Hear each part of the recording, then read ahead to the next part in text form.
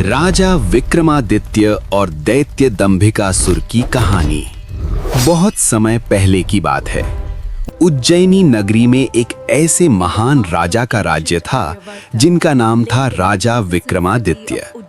वे केवल वीर योद्धा ही नहीं बल्कि सत्य, न्याय और करुणा के प्रतीक भी थे। उनकी प्रजा उन्हें देवतुल्य मानती थी। उसी समय घने और अंधकार में जंगलों में एक भयानक दैत्य रहता था। उसका नाम था दंभिकासुर। दंभिकासुर अत्यंत शक्तिशाली था, पर उससे भी बड़ा था उसका अहंकार यानी दंभ। उसे अपनी ताकत पर इतना घमंड था कि वो खुद को देवताओं से भी बड़ा समझने लगा।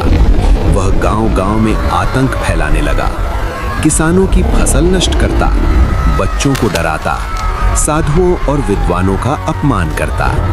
लोग भय से कांपते हुए राजा विक्रमादित्य के दरबार पहुंचे।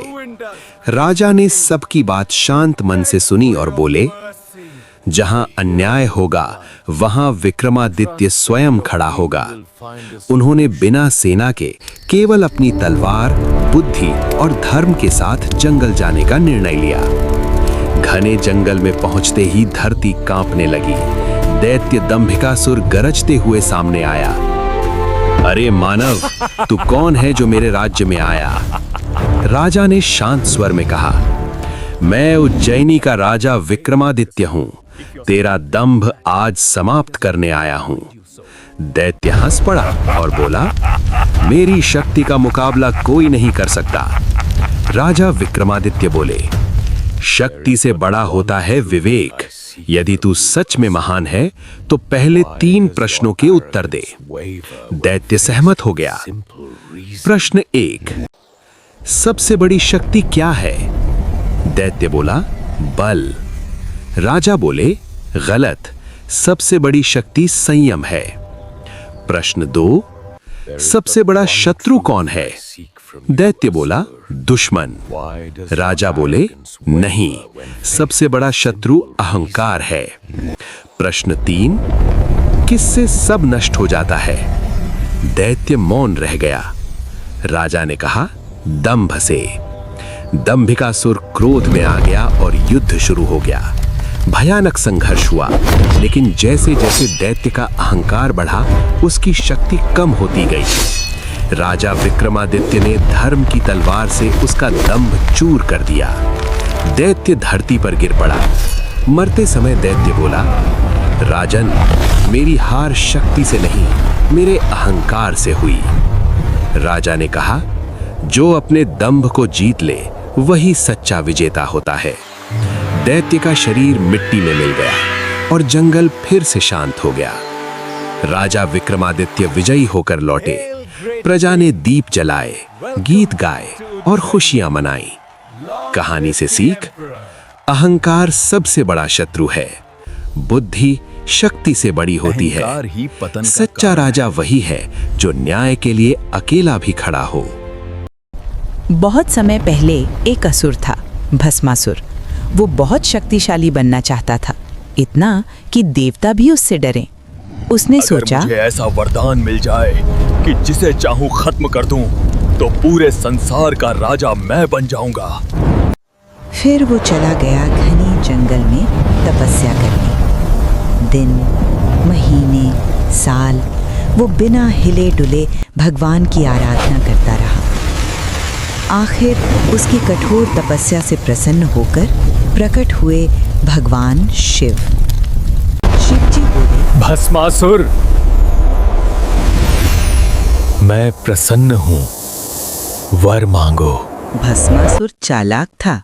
उसने कहा, जिसके सिर पर हाथ रखूं वो भस्म हो जाए। तथास्तु। शिव जी भोले थे। उन्होंने बिना सोचे समझे तथास्तु कह दिया। बस अब भस्मासुर के हाथ में मौत की शक्ति आ गई। वरदान मिलते ही असुर का असली रूप बाहर आ गया। वो हंसने लगा। मैं सबसे बड़ा हूँ, देवता भी मुझसे बच नहीं सकते।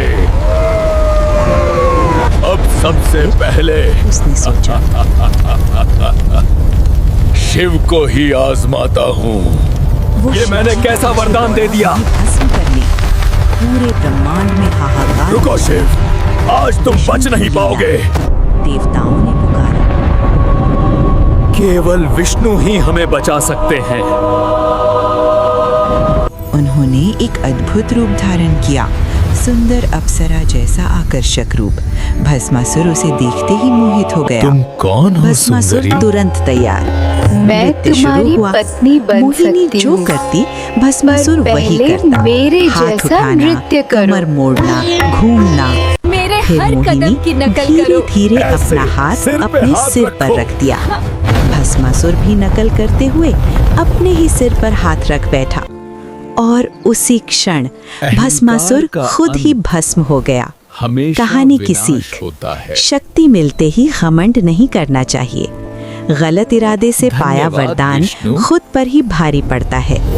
बुद्धि ताकत से बड़ी होती है, इसलिए कहते हैं अहंकार का अंत हमेशा बुरा होता है।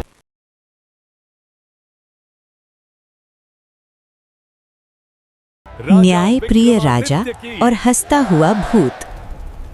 उज्जैन के महान राजा राजा विक्रमादित्य बहुत बहादुर और न्यायप्रिय थे। एक दिन एक तांत्रिक उनके पास आया और बोला, राजन, मुझे एक साधना पूरी करनी है। जंगल में पीपल के पेड़ पर एक प्रेत लटका है, उसे मेरे पास ले आइए। राजा तुरंत मान गए। आधी रात, घना जंगल, सन्नाटा। राजा पहुंचे शमशान में। पेड़ पर कौन उल्टा है लटका था। जो मुझे ले जाने जैसे आया? ही राजा ने उसे कंधे पर रखा, वो हंस पड़ा। राजन, मुझे ले जाना इतना आसान नहीं। मैं वचन दे चुका हूँ भाग, और विक्रम वचन नहीं तोड़। राजन, चुप रहोगे तो मंजिल मिलेगी। बेताल बोला, बोलोगे तो मैं राजा, उड़ जाऊंगा। रास्ता लंबा है। मैं तुम्हें कहानी सुनाऊंगा, पर अगर बोले तो मैं वापस पेड़ पर चला जाऊंगा। राजा चुप रही। एक नगर में दो दोस्त रहते थे, वीर और धर्मपाल। वीर बहुत बहादुर था, धर्मपाल बहुत बुद्धिमान। एक दिन राजा ने घोषणा की, जो राजकुमारी को बचाएगा उसी से विवाह होगा। राजकुमारी को एक राक्षस उठा ले गया था। दोनों दोस्त गए। वीर ने राक्षस से लड़कर उसे मार दिया। धर्मपाल ने अपनी बुद्धि से राजकुमारी को सुरक्षित बाहर निकाला। राजा उलझ गया। बताओ राजन, असली हक किसका है, जिसने राक्षस मारा या जिसने राजकुमारी बचाई? राजा चुप रहे, पर वे न्यायप्रिय थे। उन्होंने कहा, राजकुमारी को सुरक्षित जीवन धर्मपाल ने दिया, इसलिए विवाह उसी से होना चाहिए। वीर को सम्मान और धन मिलना राजा चाहिए। बोले, बेताल जोर से हंसा।